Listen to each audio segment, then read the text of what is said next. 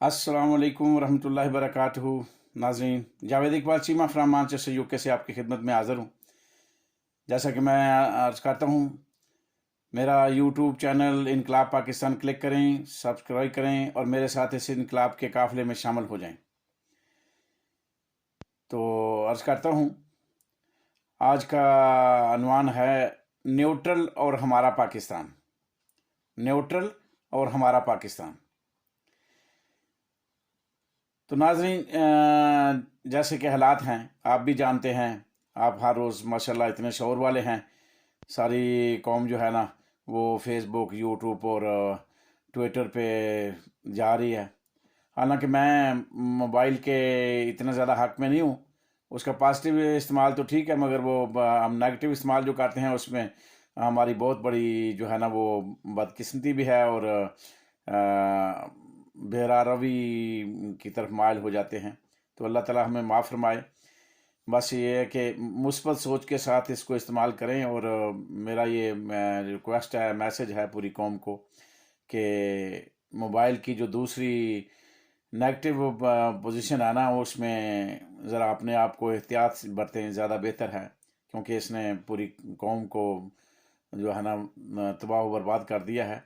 तो जितनी भी ज़्यादा इस वक्त परेशानियां हैं, वो घरों के अंदर फ्रस्ट्रेशन है, बच्चों के अंदर, नौजवानों के अंदर, वो सब इस जो है ना वो की खामियों का जो है ना नतीजा है। तो बहरहाल इससे बचो जितना हो सके, और पॉजिटिव जो है ना उसका इस्तेमाल करना है। टेक्नोलॉजी ज़रूरी है। तो बहरहाल यही मैं अर्ज कर रहा था, माज़रत चाहता हूँ। तो बहरहाल बात हो रही थी न्यूट्रल और हमारा पाकिस्तान। एक तो मैं अपने न्यूट्रल से बार बार पहले भी अर्ज करता हूँ और फिर अर्ज करता हूँ कि ये खेल जो पाकिस्तान के साथ और मेजर जनरल सिकंदर मिर्ज़ा ने शुरू किया था, वो कू करके, तो उसको क्या हुआ था पाकिस्तान में, उसको मट्टी पलीत हो गई, बाहर ही बेचारा, वो कहते हैं खजल ख़राब होता रहा, आखिर में वहीं मर गया। तो कैस क्या ज़िंदगी के लोग अच्छे अल्फाज से ना याद करें। यही हाल हमारे दूसरे जनरलों का है। अब जनरल बाजवा का देख लें कि क्या हाल होगा, कहाँ मरेगा, क्या इसका अंजाम होगा। लोग इससे नफरत करते हैं और करते रहेंगे और इसके मौत तक इसका पीछा करेंगे। तो जो आदमी अपने किरदार का बोया हुआ जो है ना वो सारा पाता है कि अगर हमारे जो भी जिम्मेदार आदमी, सियासतदान हो, ब्यूरोक्रेट हो, जज हो या जर्नैल हो, जो भी अच्छा काम करेगा कौम उसके पीछे होगी। ये सीधी सी बात है, इसमें कोई दूसरी राय नहीं है कि लोग इमरान खान से क्यों मोहब्बत कर रहे हैं। इसलिए कि वो एक निडर, बेबाक, ईमानदार शख्स है, अल्लाह अल्लाह खैर सल्ला, और सच हक और सच के साथ खड़ा है। हाँ, और अकेला जो है ना हक और सच की आवाज़ बुलंद कर रहा है, लोग उसका साथ दे रहे हैं।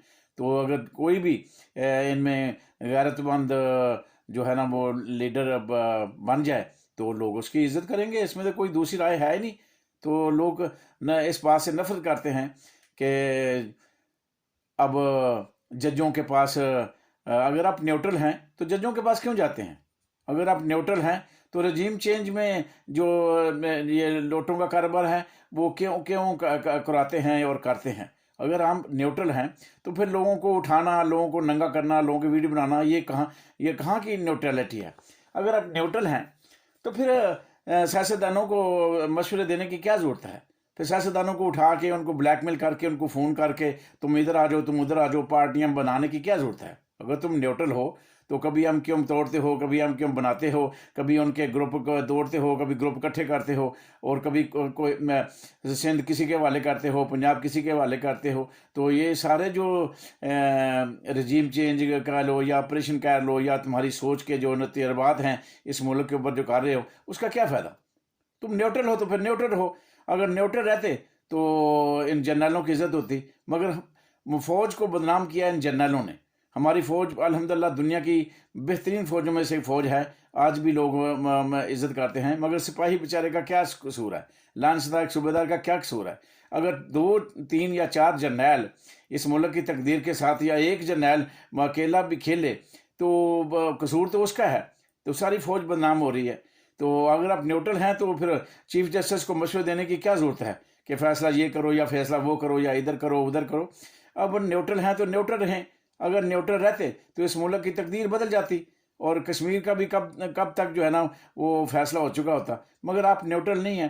آپ ہر وقت جو ہے نا وہ نیوٹرلٹی اپنی منہ زبانی کہتے ہیں مگر اندر کھاتے آپ لوگوں کو پارٹیاں بدلواتے ہیں.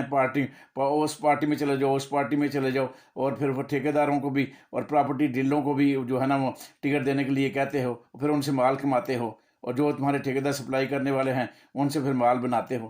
تو یہ مال بنانے کا جب تک چکر بند نہیں ہوگا اس ملک سے، جب تک کرپشن ختم نہیں ہوگی، تب تک تو کوئی بھی ادارہ اپنی جو ہے نا وہ مقام پہ نہیں پہنچ سکے گا. تو اب یہ شورا جو ہے نا وہ ہر جگہ پہ لگ گیا ہے. تو اس کا ایک ہی حل ہے، بہت بڑے آپریشن کی ضرورت ہے. اب کوئی چھوٹے موٹے آپریشن کی ضرورت نہیں ہے.